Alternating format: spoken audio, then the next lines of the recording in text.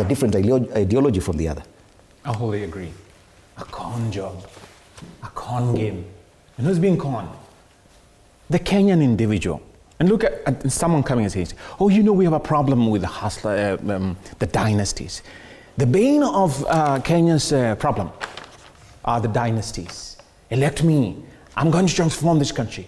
You're the hustler, the mamamboga, the boda boda, the person down there. You're oppressed. You need me, he said. And you heard him say, oh, I want to make Kenya a developed country. And I've consulted, right? I've consulted blah, blah, blah, blah. Whoever he named. You, the Kenyan person, he didn't name you. You, the hustler, whose back he used to clamber onto power and to seize that power. And then using that power then to spread the tentacles back to the so-called dynasty in order to erect himself as a fourth dynasty. What a tragedy. It is a con. Now the question is now, and I am so disappointed to hear that we form in this country political parties solely, and I emphasize that, solely for the purpose of the seizure of power.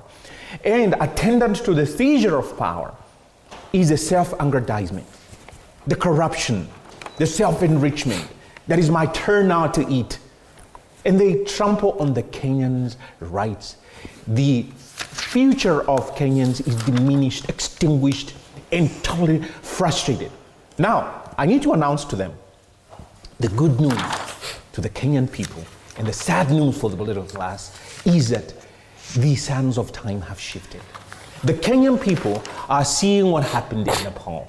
The Kenyan people are seeing what happened in Madagascar, barely 24 hours. Mm-hmm. What is the lesson? And if you go back to Angola, you saw the Angolan people saying, okay, look, you cannot steal from the public coffers and get away with it. And what is happening again in the DRC? The former president is now facing, he's on death row as we speak. So the paradigm shift is there for the Kenyan people. And the Kenyans are saying, I'm fed up and I'm tired of being used.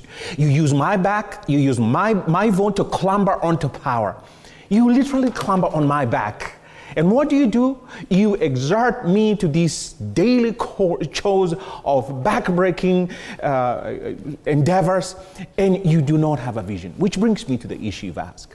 Are these political parties actually born out of ideology? And we have heard, oh, you know, all over the world, there is this horse trading, and therefore, what is the big deal? And I really am so disappointed to hear from honorable members of parliament, this is Kenya. What do you mean this is Kenya? We are not entrenched in that c'est la vie, que sera sera, what will be, and therefore we are stuck with this Kenya of going nowhere.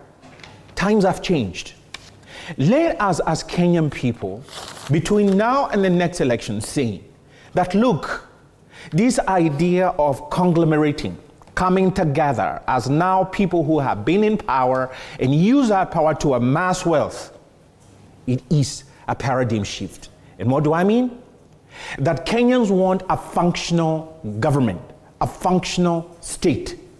Not where someone ascends to political power in order to expand their wealth, to amass more wealth, or to quote unquote preserve their wealth. Because what we saw in Baringo, in terms of the so-called union, the jointer of Honorable Moi and the president, and there was no consultation among the people who wanted Gideon Moi to be their senator. What he is voicing is more of like a self-preservation sort of reaction. And he in his own words, he said, I had told the Standard newspaper to stand down on, quote unquote, holding the government to account. How can he do that? Because then you have to go back to Article 33 of the Constitution and wonder, the freedom of the media is in a politician's pocket? Is that what he's telling us? Is he telling us that the people of Baringo now are so stifled in their choice, under him, that they can no longer have their political choices under KANU? So what are we saying in terms of ideology?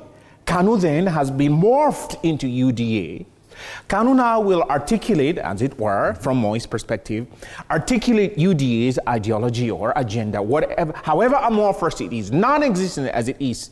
So we're talking about Kenyans being let down. It is, I go back to the cycle, it is a con job. It is definitely a con job, and a very, it portrays a lack of hygiene in Kenyan politics.